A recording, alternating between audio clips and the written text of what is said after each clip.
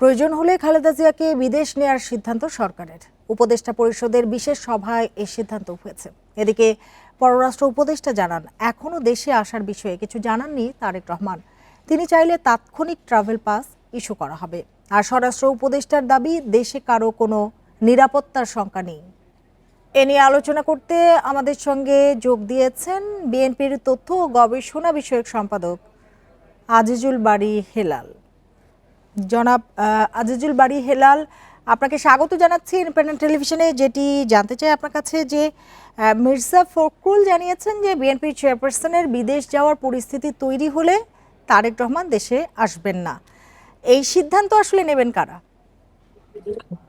দেখুন, আপনারা দেখছেন যে আমাদের নেত্রী এবং বাংলাদেশের গণমানুষের নেত্রী, যিনি ইতিমধ্যে শুধু বিএনপি সম্পদ না, আপনার দেশের সম্পত্তিতে পরিণত হয়েছে। তার তিনি যে অসুস্থ, সেই অসুস্থ থেকে নিয়ে অনেক রকম ইনফরমেশন জনগণ জানতে চাচ্ছে, কারণ তিনি বাংলাদেশের মানুষের ভালোবাসায় অভিষিক্ত একজন নেত্রী। এই জন্য সবাই অনেক ইনফরমেশন নিতে চাচ্ছে। তবে বিএনপি বারবার করে যেটা বলতে চাচ্ছে যে তিনি এখানে এখন একটা চিকিৎসার মধ্যে রয়েছেন। আপনারা জানেন যে যুক্তরাষ্ট্র, যুক্তরাজ্য এবং চাইনিজ বিশেষজ্ঞ দল এবং সেই টিমে আমাদের ভারপ্রাপ্ত চেয়ারম্যান তারেক রহমানের সহধর্মিণী তিনিও আছেন। সেই বিশেষজ্ঞ দল যদি মনে করে যে তার ট্রিটমেন্টটা বিদেশের দরকার, তখন তিনি অবশ্যই তাকে বিদেশে নেওয়া যাবে। তার সেই শারীরিক কন্ডিশন যদি থাকে, তাহলে তিনি লন্ডনে যায় ট্রিটমেন্ট করবেন, এমন একটা বক্তব্য আমরা দল থেকে দিয়েছি। এবং আমাদের বেগম খালেদা জিয়ার পরিবার থেকেও দেওয়া হয়েছে। সুতরাং সেই ক্ষেত্রে তারেক রহমানের লন্ডনে থাকার প্রয়োজন আছে, যেহেতু বেগম খালেদা জিয়া ট্রিটমেন্ট করতে সেখানে যাবেন। সুতরাং সবকিছু ডিপেন্ড করছে তার শারীরিক অবস্থার উপরে।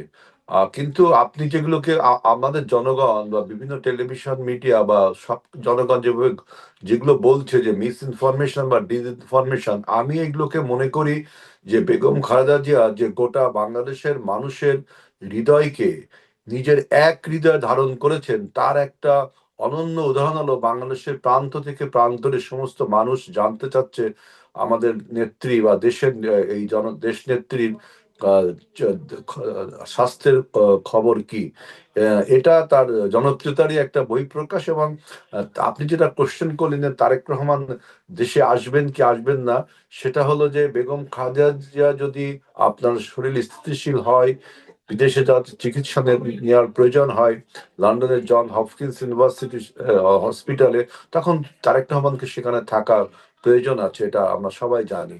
সুতরাং সবকিছু নির্ভর করছে তার শারীরিক অবস্থার উপরে। জি, হ্যাঁ, আরেকটি বিষয় একটু জানতে চাই যে তারেক রহমানকে কেন ট্রাভেল পাস নিয়ে আসতে হবে? এইটা সরকার বলছে। আমিও আপনার মতো প্রশ্ন করছি যে সরকার কেন এই কথাটি বলল। তারেক রহমান যখন প্রয়োজন মনে করবেন তিনি আসবেন। তিনি পাসপোর্ট, ভিসা সবকিছুই তার রয়েছে। সুতরাং ট্রাভেল পাসের বিষয়টা এটা সরকারই আমার মনে হয় ভালো বলতে পারবে। তিনি তাকে ট্রাভেল পাস ইস্যু করা হবে। হয়তোবা আমার মনে হয় যে এই অন্তর্বর্তীকালীন সরকার বেগম খালেদা জিয়া, দেশনেত্রী বেগম খালেদা জিয়ার শারীরিক অবস্থার কথা বিবেচনা করে তাকে দেখতে আসার যদি কোনো জটিলতা না থাকে, সমস্ত রকম ওপেনিংস গুলো তিনি উন্মুক্ত করতে চাচ্ছেন যত আসে, এইটা হয়তো হতে পারে। তাছাড়া আমি এর কোনো আর ব্যাখ্যা খুঁজে পাই না। সেক্ষেত্রে আপনি বলছেন যে আপনাদেরও সেরকমই প্রশ্ন, আপনারা কি জানতে চেয়েছিলেন? এই ট্রাভেল পাসের বিষয়ে, জি। ট্রাভেল পাসের বিষয়ে আমাদের টেলিভিশনে আমাদের বিভিন্ন প্রেস ব্রিফিং এ আমরা বলেছি ট্রাভেল পাসের কি প্রয়োজন আছে। আমাদের ট্রাভেল পাস লাগবে কেন, এটা আমরা প্রেস ব্রিফিং এর মাধ্যমে জানানো হয়েছে, কিন্তু এটা আনুষ্ঠানিকভাবে কোনো কিছু জানানো হয়নি যে ট্রাভেল পাস কেন রাখবে তারেক রহমানের। আর যদি প্রয়োজন হয় তাহলে তো সেটা ব্যবহারও করা যাচ্ছে। সুতরাং এটা একটা অহেতুক একটা বক্তব্য।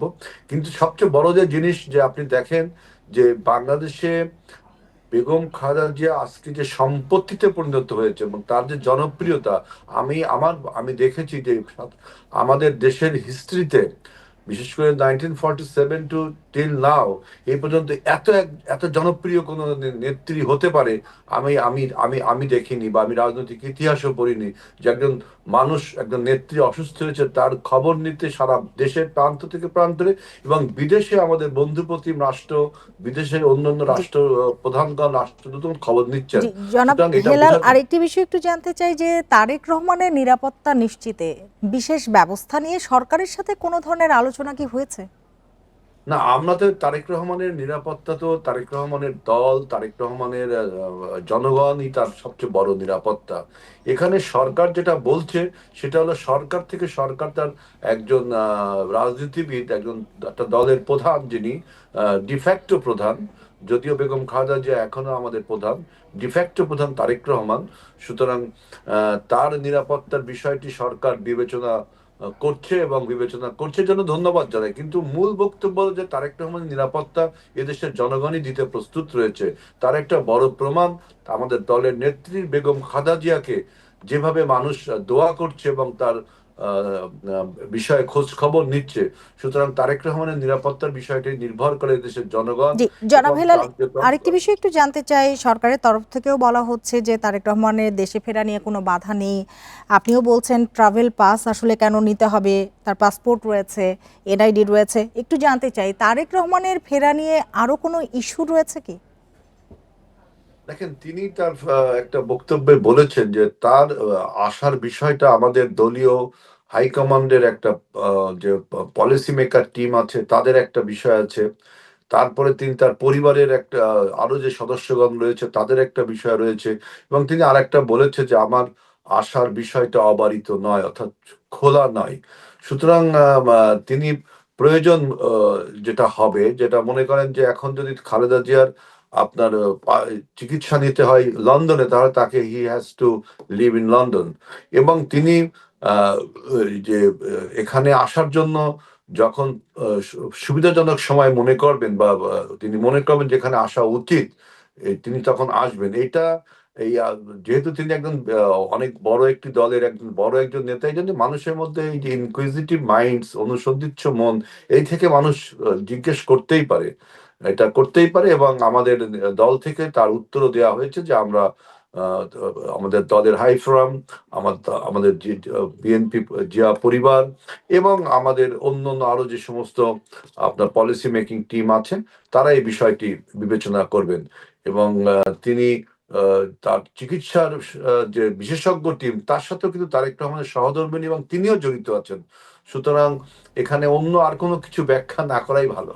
জি জনাব আজিজুল বারী হেলাল, আপনাকে অনেক ধন্যবাদ আমাদের সাথে যোগ দেওয়ার জন্য, আমাদের সময় দেওয়ার জন্য।